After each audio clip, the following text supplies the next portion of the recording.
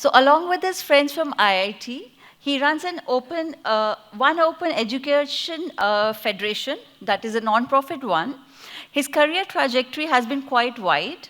He has had the benefits of getting a leadership level experience in technology, logistics, media, education, and applied research sectors. And Ramashish enjoys coding. It is a stress buster for him. So he shifted to Nasik only last year. He lives just 5 minutes away from Sula. So I think you can imagine now where you have to go next time to Nashik and meet Ramashish, right? So he'll be giving us insights on the disruptive education system through open innovation. So I request Ramashish to please take over the stage. Thank you. Everyone, is the mic working? Yes. Good afternoon. So, so we run Nasik District Tinkering Lab. Would you have the slide changer? Yeah.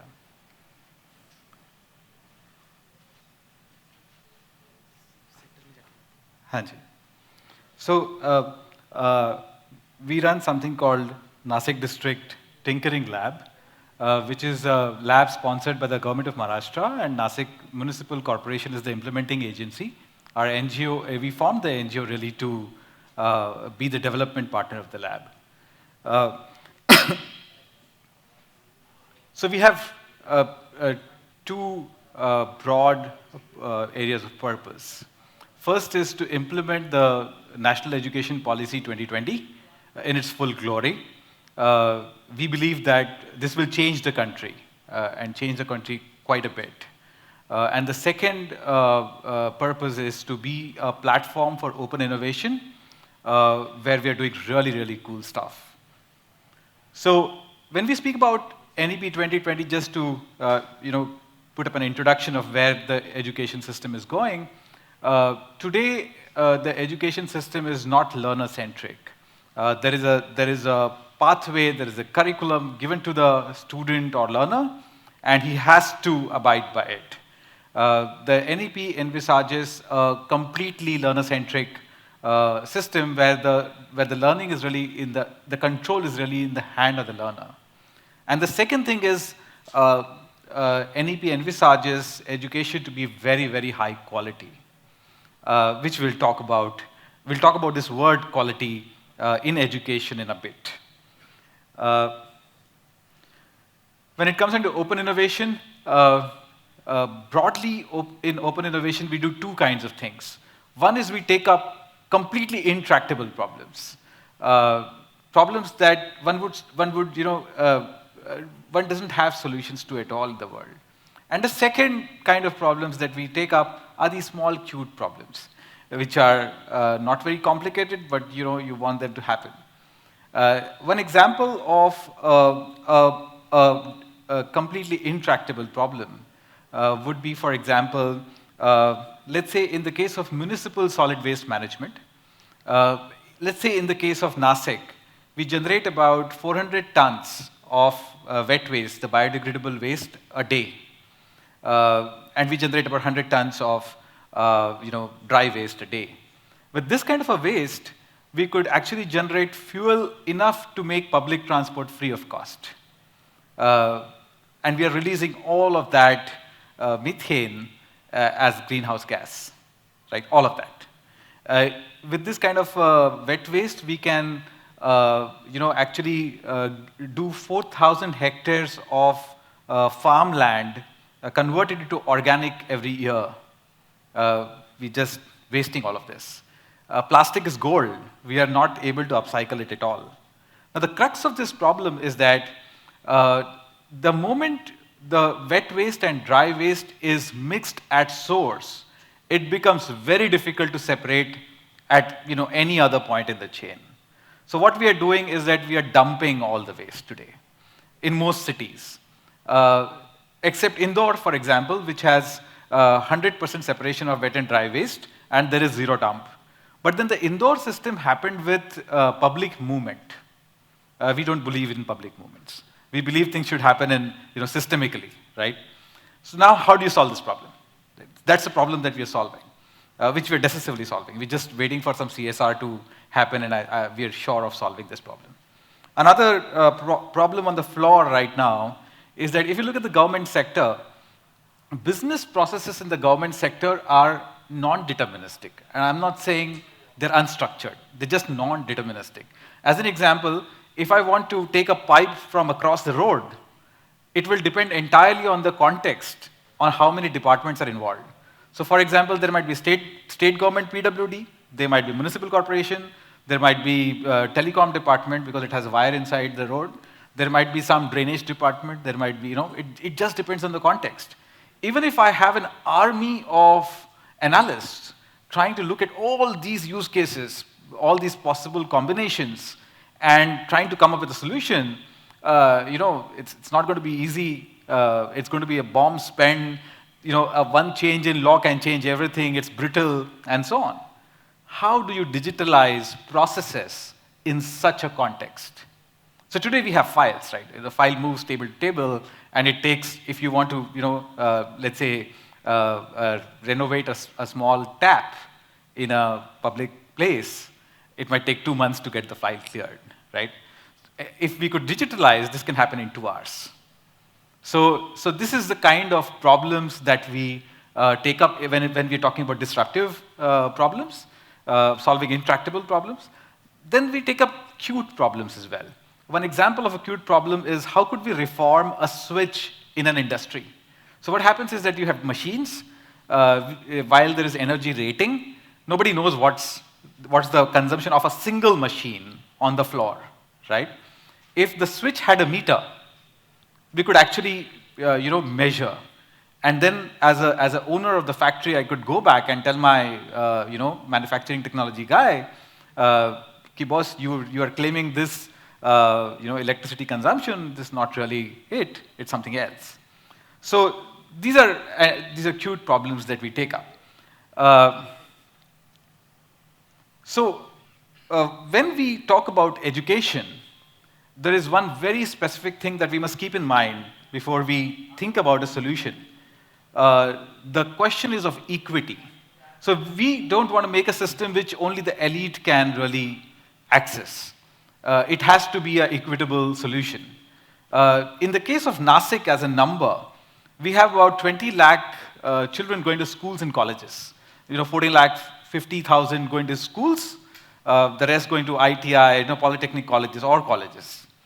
Out of them, it's an unbelievable number. When I saw this number myself, it was unbelievable that 95% are disadvantaged. So out of the 14 lakh 24 odd thousand children who go to schools, about 50,000 go to the rich schools. About another 50,000 go to decent granted schools. I'm sorry to say, I use this word very directly, but the rest of them go to downright bad schools. The roofs are leaking, the teachers are not there, and so on and so forth. So one has to solve, when we're thinking about education in this country, we have to be careful about equity. Okay. All of us have studied, many of us are engineers here, right? We have studied partial differential equations, and we have studied quadratic equations, and so on, right?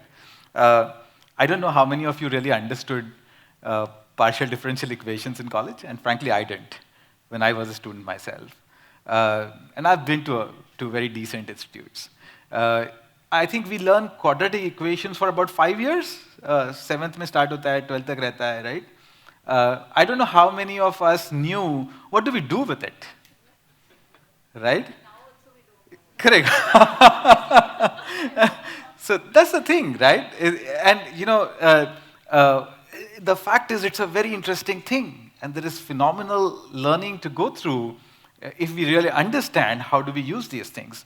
Take another example. I'm sure in 12th standard you had Maxwell's equations, right, in physics. And forget Maxwell's equations, how many of us really understood electromagnetism? How many of us can articulately describe voltage and current? So that's the truth. And I'm one of them, right? I went through the same system, and very honestly, I couldn't very articulately describe what voltage really is, except कि वो electrons एक जगह हैं और potential create हुआ है, which is completely wrong anyway, right? So we had physical chemistry. Spectroscopy was a word that was introduced. I didn't. I studied in a very good school. I never saw spectroscopy at all. And I wrote the exam. I wrote the JE as well. Uh, think about bacteria. Bacteria is taught from class 5, right? 4 to 5 is when bacteria and viruses are introduced. Nobody answers one question. The theory of bacteria, कि उसमें nucleus है, this is the structure, this is how it works, was invented 200 years back. When we didn't even have microscopes who could see the mitochondria. By the way, mitochondria is not easy to see even today, right? Nobody answered the question. I mean, this was my first question, right? कि boss, are you sure? मतलब ऐसा ही है करके, right? So nobody could answer the question, how could scientists figure that out? And that was the real learning. The real learning is how can we sit here and measure the mass of Jupiter, or even the distance of Jupiter and Earth, and in the case of the really microscopic world, how could they figure out everything that they're speaking about, right? Similarly, photosynthesis is something we learn from class 4, class 5 to 12th. It starts with saying, okay, the plant takes carbon dioxide, gives it oxygen, all the way up to the carbon cycle.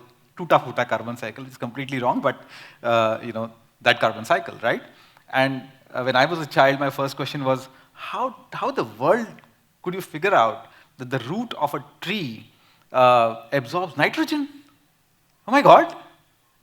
ये कैसे पता चला? How do you know this, right? And they knew this. The scientists could actually deduce this even before they had sophisticated instrumentation that we have today, right? That's the quality of learning that we go through. Too many facts are thrown to us with very little understanding of them. Now, of course, there is a question that I hear many times. Was जैसा भी education system था, we're doing well, right?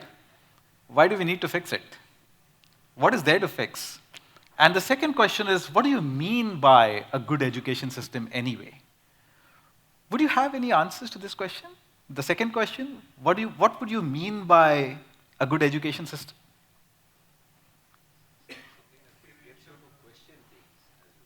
Something to question, okay? Experiential learning, see, that's a product. I would say, what's the outcome? Something that prepares you to live a life, okay? Make sure the good values are inculcated across. Good values are inculcated. Anyone else? Holistic growth of a person, not only technical side or educational side, but as a spiritual, or I would say like Holistic growth of a person, correct? So the new education policy, takes a position on it.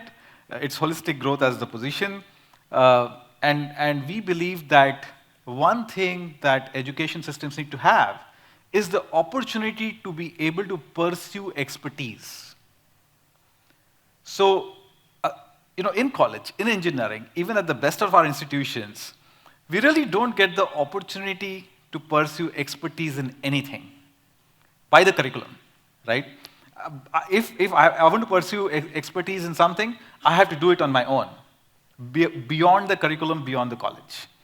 So that's a question that we have thought of and asked people for a long time, and there are certain observations that we have made.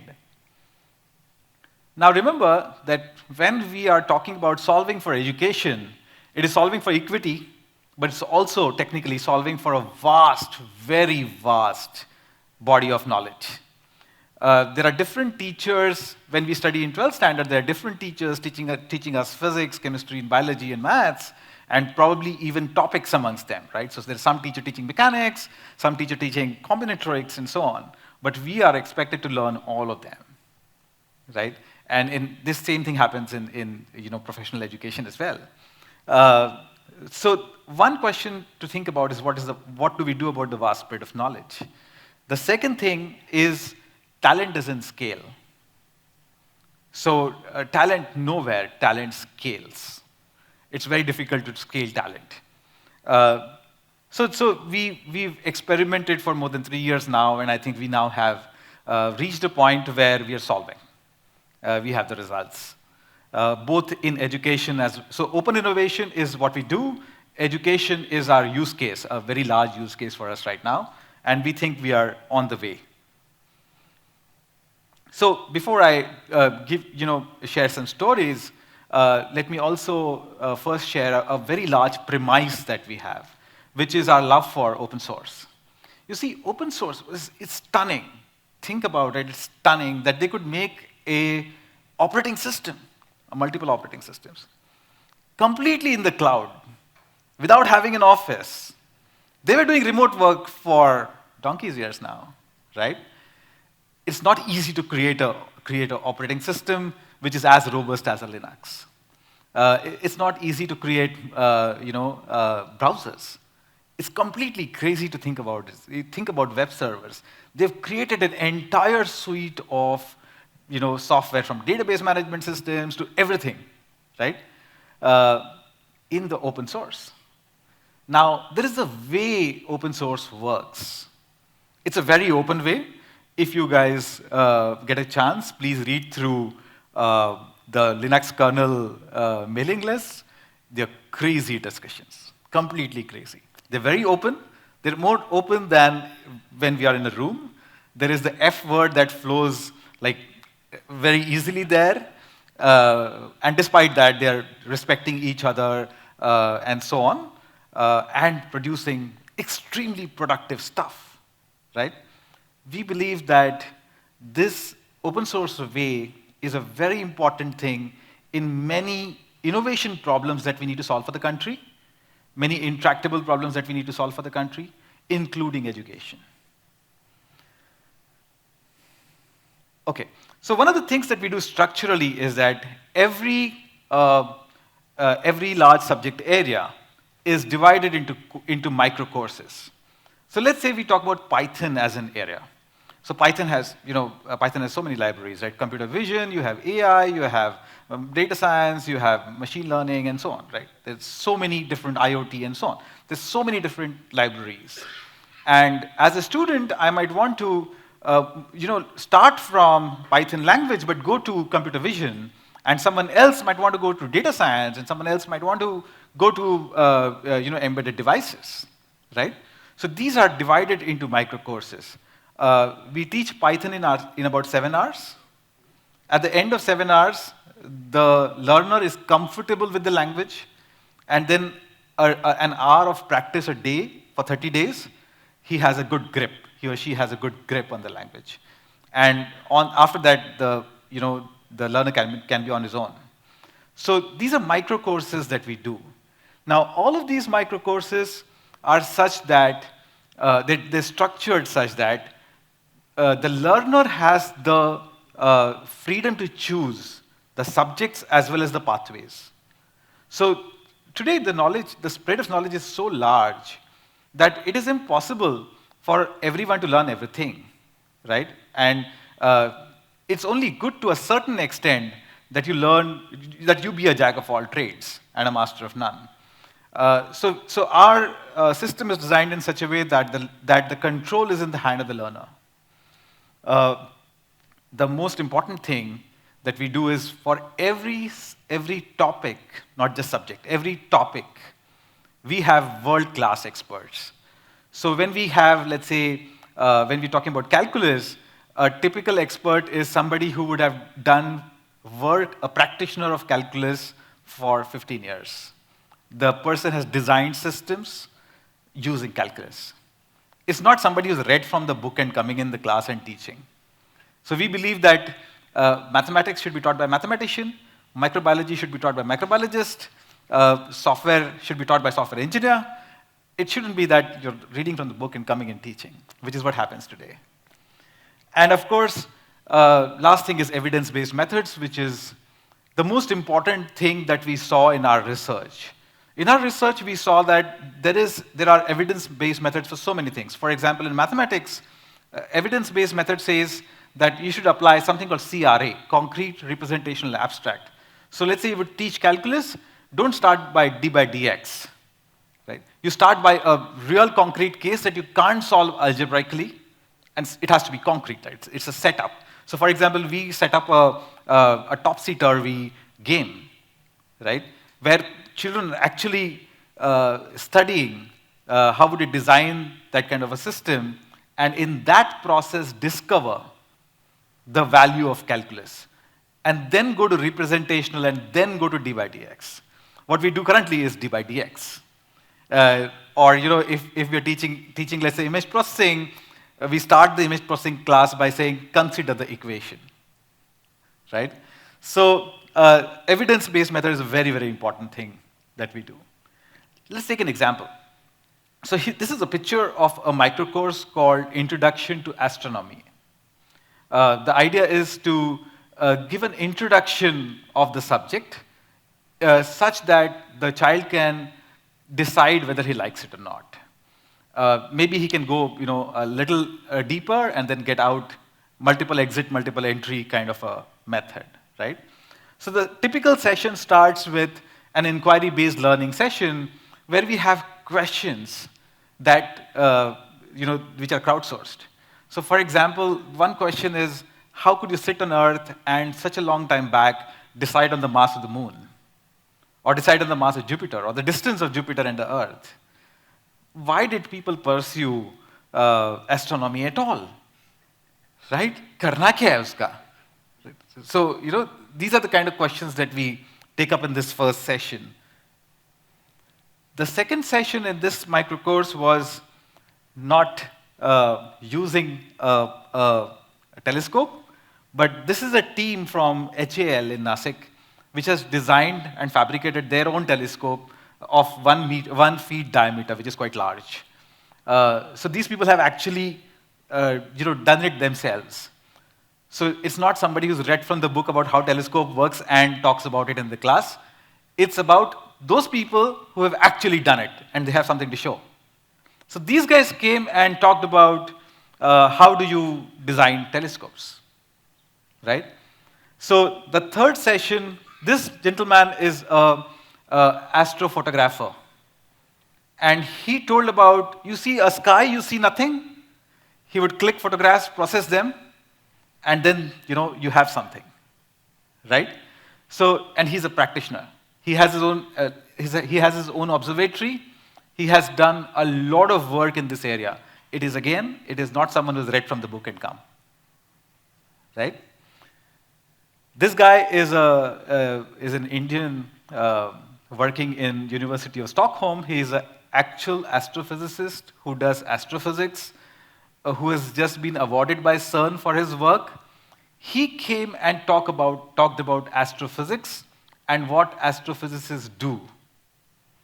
He answered the questions, why did people take up astronomy?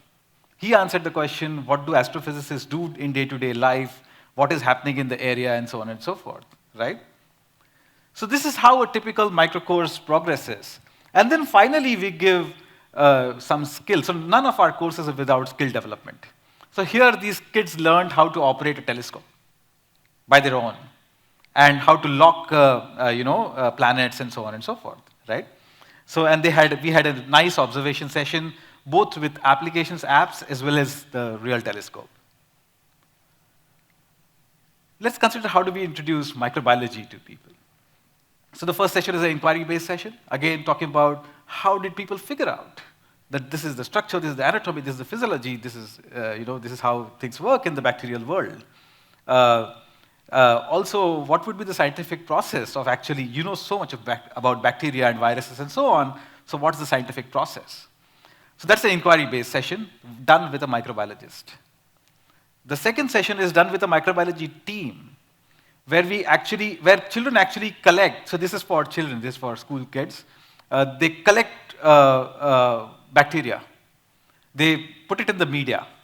They actually incubate it. When they come the next day, there are colonies of bacteria. So they collect it from air, water, soil, food, tables, furniture, our tongue, and so on, and create bacteria. And then they pick it up, make slides, and study it under the microscope, and then understand how is it classified, what do you do with it, and so on and so forth. So they understand the scientific process hands-on. The third session is with an applied microbiologist. So they've understood the scientific process. Now they understand, okay, if I know of a bacteria and its characteristics, how do I now apply it? So we actually do a case study of the curd application, right? So we give them a capsule and a milk, and they put the capsule in the milk and there is curd, and they understand what was the process of translational research from scientific knowledge to an application. They also talk to real applied microbiologists, non-medical microbiologists, by the way. For example, one guy in Nasik, his company extracts enzymes out of bacteria. I was mind blown when I heard about it. Bacteria इतना छोटा सा होता है, उसमें enzyme उसके parts निकाल रहे हैं. It's quite crazy, right? So, but he comes, for example, I mean, he's one of the guys, and he comes and talks about what do they do. So the children are very motivated by this time. They understand that microbiology, the bacteria thing that they're studying in the classroom, is super important. Absolutely super important, right? After this session, we do a 2-hour reading session. And this is the result we have. These are class 7, class 8, class 9 kids. We give them this curriculum of 11th and 12th standard microbiology, and they read it comfortably without having any problem, right? If we had the time, which we'll do now, 7th, 8th grade kids will clear 11th, 12th easily. So, and then of course, after this, there is a session on medical microbiology, about how microbiology saves lives. So, at the end of it, they are very, very motivated to study microbiology. This is our result. So after this micro course, next day morning, 6 parents called me. We had only 25 seats. We couldn't stop registrations before 55 because people even called my wife saying, registration kara do. And not just the kids, the parents also came. So we of course, couldn't say no to them. So, and we invite parents. So parents are welcome to study with their children and so on. So, next day morning, 6 parents called me and said, "Mera beta keh raha hai astrophysicist banna hai, kya karoon?" Right?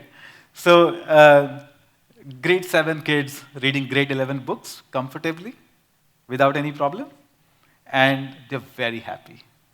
They're very, very happy. So, the second thing that we do apart from this micro courses is that we form communities. Communities are very important. This is a community, for example. Communities, we don't have communities in schools and colleges. So if we could gather all the people who are interested in science in one room, there are many, right? We could actually help them. So our statistic is that in every school, 5% kids are more than average interested in science. They're interested in science and maths, right? So if we have this kind of a community, we can take them to places. I can call scientists from, we have access, being the government, our lab practically is a government lab. We have access to the entire country and the world if we want to, right? But we actually get them in a room with a Nobel laureate, which is an unthinkable experience. I'll tell you one very interesting thing we are doing. So like I said, microbiologists teach us microbiology, in our case. We're sure to get Devendra Fadnavis teach civics to our kids. Right? And just imagine his masterclass. How would it be? It's not going to be like the guy who's reading the book and coming. He is hearing from the horse's mouth. So there are communities that we form. Here is a science community that got together in our lab one day, where we do a lot of science demonstrations. And these are discussions that we do. So, can you play a video? The video 1, the 01. So these science demonstrations are boundary line magic shows. They're very fascinating demonstrations. You would even think. English मध्ये नेहमी please म्हणायचं असतं. Please go up. आणि वर आलं की thank you पण म्हणायचं. Thank you. The learner there says, by the way, this girl is from a municipal corporation school, very poor family, but very bright. So you have a demonstration. You say the doll go down, the doll goes down, and you say doll goes up, the doll goes up, right? And you reason, why is it happening?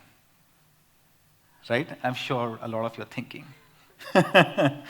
So when it comes into open innovation projects, again, our method of working has been very successful till now. The non-deterministic workflow problem that I talked about just now, we're on the way to solve it, for sure.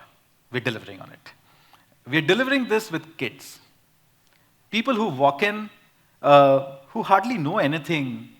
So we have a 100 intern team right now working on this. We are moving to 1,000 by the end of May. And these are people who, when they walked in, did not know how to code. So unfortunately, that's how, and see, I'm not blaming the teachers. I'm not blaming any individual. It's the system which is a problem. A third-year computer science student does not know how to code. A third-year electronics engineering student does not know circuits. He's gone through circuit analysis course as well, but does not know like current voltage and what is happening in a circuit. A third-year mechanical engineering student hardly knows how a machine works or how to design one. And so that's the input that we get, right? And we're creating a totally disruptive solution with this input. They're very talented, They're going to go out in the world and they're going to do well. So here's how it works. We have no entry criteria. We have only exit criteria. I have no entry criteria. जो भी आता है, मैं उसको अंदर लेता हूँ. The only thing is, you have to come by your will, you have to stay by your will, and you go by your will. It's not that if you're not interested, don't come. Simple. The second thing is, as far as learning is concerned, we have pathways for every single individual. So JavaScript, कैसे सीखना है, that's the pathway we give. And we tell that there are resources, these are the good things, the good videos that we know on YouTube, but you can figure it out. But that's the pathway that you should probably choose if you want to learn JavaScript, for example. There is an individual plan, so every person has a plan. Every person on Saturday evening talks to me or talks to a mentor and tells what's been the learning in the last 7 days. And it works like magic. Everyone knows that Saturday evening मुझे बोलना है what's been my learning, and they work. Imagine this: people who don't attend classes, they are almost they want to bunk is the primary thing they want to do. They sit in the lab for 8 to 10 hours a day, continuously working, and they're working. They're not goofing around, right? We also have world-class expertise that we build communities of. So, for example, let's say machine learning, we're getting Google to teach. Augmented reality, we're getting Microsoft to teach. And these are people who do the stuff that we use, right? So for every single area, so for example, we wanted to look at drone programming. We got Flightbase. So for every single topic, you're listening from the horse's mouth. And if you're listening from the horse's mouth, it's concise. It's a really good medicine. It just gets you well very soon, right? So, while this might seem crazy, but the most important thing is actually the culture that we have in the lab.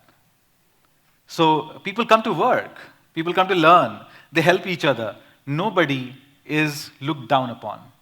So if there is someone who does not know anything, a third-year kid not able to program in Python, right?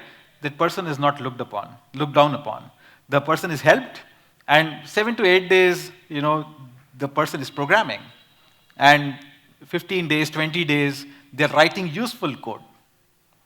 And the journey starts from there, right? So that culture is very, very important. Play a video, the second one. So these are kids from electronics. 2 weeks before this demonstration, they didn't know voltage and current. एक number second level हो गया These people are working on बोलो redesigning our water tanks and our ROs so that we don't have on the switch if compressor it's full. This is 14 days. अरे वो leak हो रहा है जल्दी जल्दी भर जल्दी भर जल्दी भर अरे भरा हुआ है पूरा वो बजा These are third year electronics kids who did not know anything. They couldn't tell me what a transformer does, a capacitor does, an inductor does, nothing. Right? This is just 14 days. So where are we right now? In the last calendar year, we did about 25,000 kids, 25 to 30,000 kids. Our hypotheses that we started with are now proven. We're ready to scale. And this is not a system which is not scalable. We'll be able to scale it to crores of people. In 2023, our target, if we don't get support at all from the government, then we'll reach this number. We are on the way. 2 lakhs is the number we'll reach. If we get support, the number can be anything. And we have to raise, the infrastructure appetite that we have is infinite. If you give me 500 crores today, I'll spend it productively. So, and we want to raise CSR, not just government money, for infrastructure as well as talent. So we now need to increase our team size and so on and so forth. That's where we are right now. So the question is, why open innovation and how can you help? So think about it. If we were to teach microbiology in today's education system, who will teach it? Probably the person who has read the book and come in the classroom and, knows hardly anything about the subject. So that's the reason the spread of knowledge is so much that we need experts and we need an open innovation method. And in this, all of you guys can help. So all of you guys have, Agile is something, for example, that we're going to need. And all of you guys can actually contribute. I'm happy to address any questions if you guys have it. Thank you.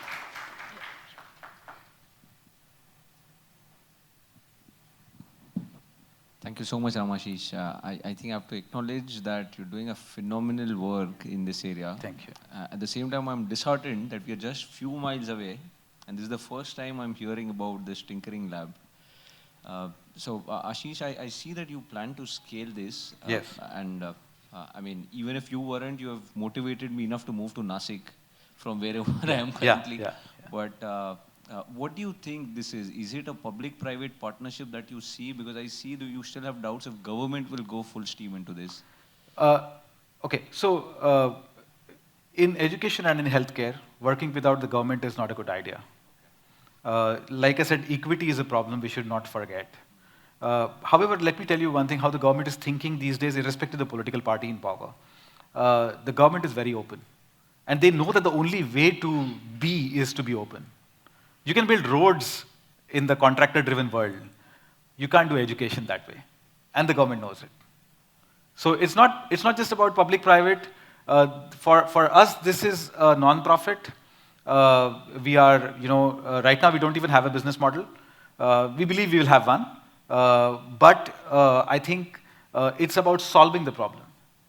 Whatever model, the public-private partnership model, the private model is also possible. Pure public model is also possible. But the point is, how do you solve the problem? Sorry, and a quick follow-on. You are not going to distinguish if someone only comes from a government school. Is this going to be open to all? So we have absolutely no discrimination on any sort. In fact, one of the things that we want to do, I'm a supporter of reservation, although I don't benefit from it. I'm a supporter though, but we really want to remove the idea of reservation. It's an idea which is not needed. So there is no discrimination. Like I said, we have no entry criteria. We don't need it. Yes, yes, please.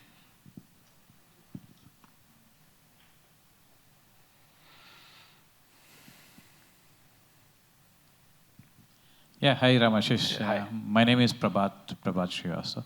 So you just said about you are planning to scale it up.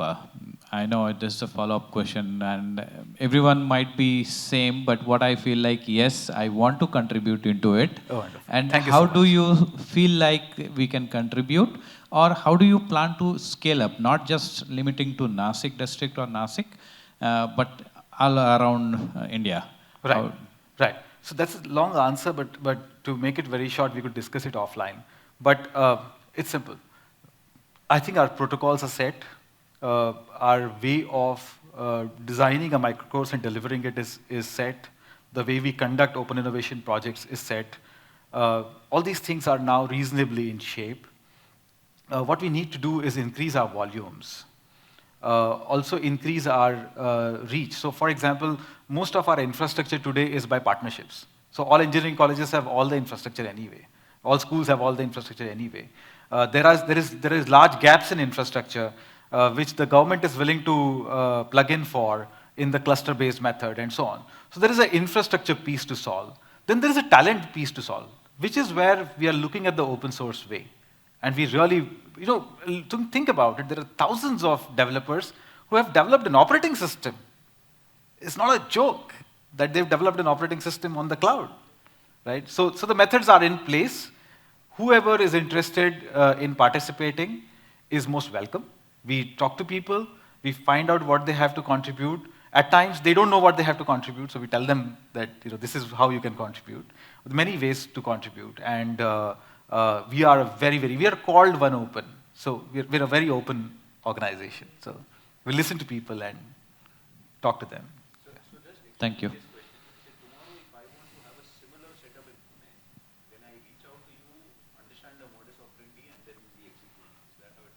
Okay, so ideally you should not have a similar setup at all. You should do what is needed here. And we are very happy to help you, work with you, partner, do anything that is required. We're very open. So if you think you want a setup like this, so by the way, one of the things that I believe is that the next set of universities and schools should not come from politicians, they should come from the corporate. And the corporate has the wherewithal to do it, actually. It's not that they don't have the wherewithal. So I mean, just come and talk to us. We're around. So. Sorry, considering the time constraint, can you? Okay. This is the last question. Sorry, we can take others offline. Ashish, first of all, amazing session. Thank you. You mentioned most of the guys are coming from different expertise from different places. So I'm very keen to know how big is your team and what is their structure? Obviously, we understand. This is an unbelievable answer. We are 2 people. Wow. 2. Wow. Amazing. All of us, we have been able to mobilize, thanks to my friends, thanks to IIT, thanks to the luck I've had in my life to know so many people, be very, very well networked, and people have been generous. They've been looking at the purpose and coming. By the way, I have not even funded to and fro cab fare and the hotel fare of the people who have come. They've paid for their own this thing, personally, not their companies. So. We wish Ashish if you were there on Shark Tank. Thank you so much. I'm available. I'm around. These are my contacts. I'm always accessible. Thank you very much. Thank you so much, Ramashish. And I think you guys are doing a wonderful job, I must say. And you are going into the education sector, I believe, which is the basis of the developed country, I can say. That's right? true. And surely I would like to tell you one thing. My daughter, she's in 3rd standard, and she asked me, Mama, why are we studying history? What is the logic behind studying history, social science? This is, the physical region of India. And I have no answer to it, I said, this is what we have been learning, you also learn it, right? But now I've got few answers, and definitely I'll connect with you on Yes, that, yes, please Thank do. you so Thank much. you very much. Thank And you. may I request Shilpa Bhargav to please felicitate Ramashish. Thank you.